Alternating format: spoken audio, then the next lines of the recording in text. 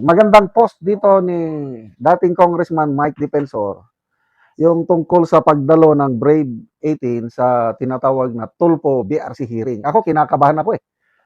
Matapang ang ating Brave 18, kaya nilang harapin yun. Kaya lang, baka mamaya may makulong sila. Mabuti, sumulat na si Senator Alan Peter Cayetano. Nagbigay siya ng magandang advice sa Brave 18 Marines. Ito, kasagutan sa imbitasyon na dumalo bukas sa hearing ang Brave 18. Ito ang sulat. Okay, so nandito naka-attach yung sulat ni SP Cayetano sa Brave 18 Marines, kaya to ni Baligod. Sinamarize na lang niya. Okay. Itong sulat na natanggap namin mula kay Senate President Alan Peter Cayetano.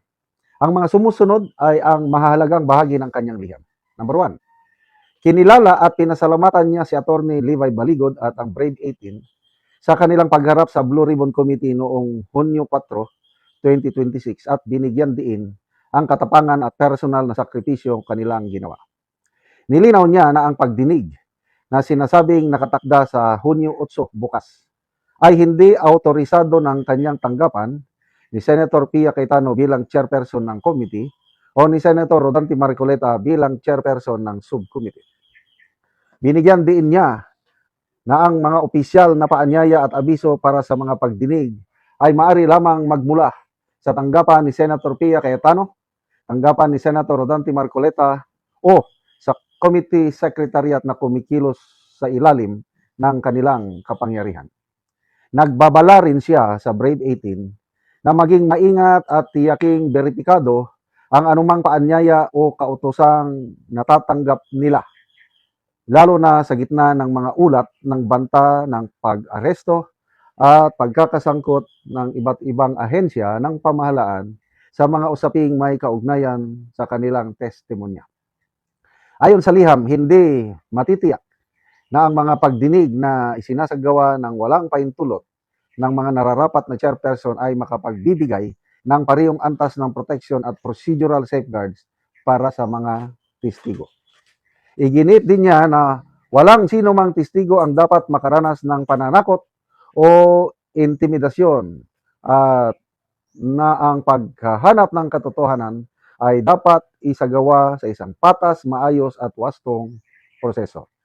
Mahalaga ang mga paglilinaw na ito sapagkat pinagtitibay nito ang pangangailangang protektahan ang mga testigo, igalang ang due process at tiyaking ang paghahanap ng katotohanan ay isinasagawa sa liham sa ilalim ng wastong autoridad at naayon sa mga patakaran sa Senado. Wow!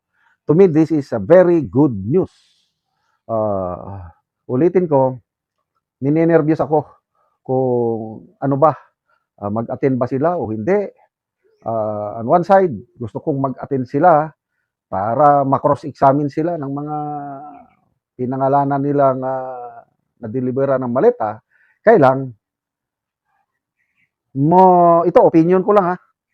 Baka magresulta ito sa contempt o kung ano. Maalala nyo yung kay Colonel Grijaldo nung Quadcom.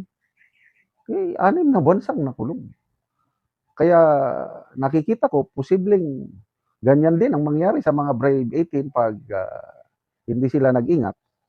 Kaya salamat po, Senator Alan Peter Cayetano sa sulat nito. At least, meron ng basihan ang Brave 18 ni Attorney Baligod na bakit hindi sila pumunta. O, isite lang niya. Sulat ng Senate President. So, ito na, labanan na naman ito ng sino ba talaga ang legal na Senate President. Gatchalian or Cayetano.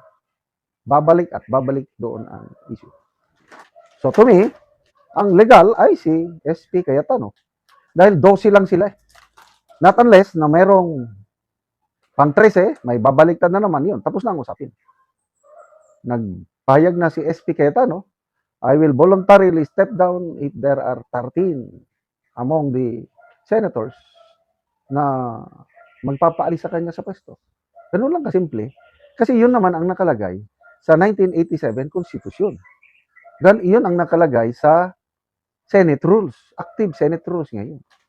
Itong grupo ni na Gatchalian, Soto, Tulfo, Iba yung iginigit nila na Abilino Doctrine. To me, kahit hindi ako abogado, napakadaling intindihin. 1949 pa yun nangyari.